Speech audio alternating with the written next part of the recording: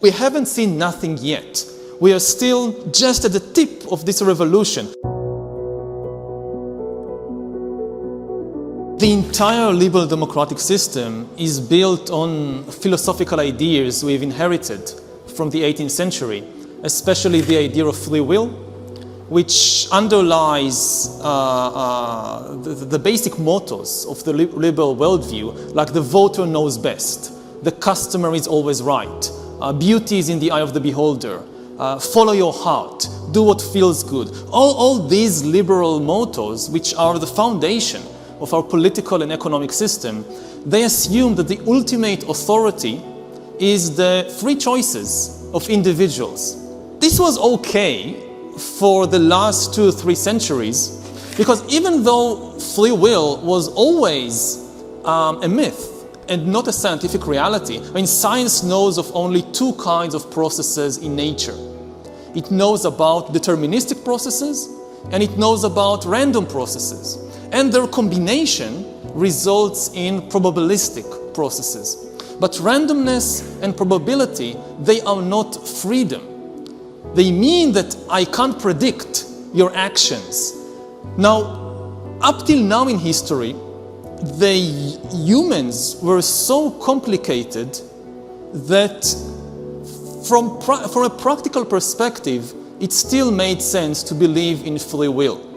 Because nobody could understand you better than you understand yourself. You had this inner realm of desires and thoughts and feelings which you had privileged access. The privileged access now belongs to corporations like Google. They can have access to things happening ultimately inside my body and brain which I don't know about. There is somebody out there, not just one, all kinds of corporations and governments, that maybe not today, maybe in 5 years, 10 years, 20 years, they will have privileged access to what's happening inside me, more privileged than my access. They could understand what is happening in my brain better than I understand it. You don't have to give them permission. I mean, in some countries, maybe you have no choice at all.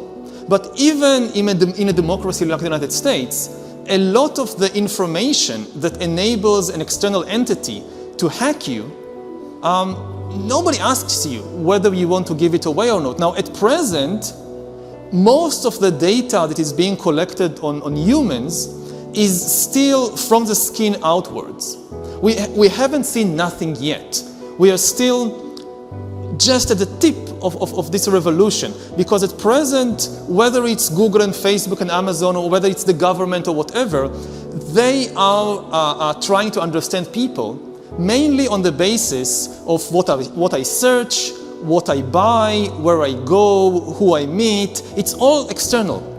The really big revolution, which is coming very quickly, will be when the AI revolution and machine learning and all that, the infotech revolution, meets and merges with the biotech revolution and goes under the skin.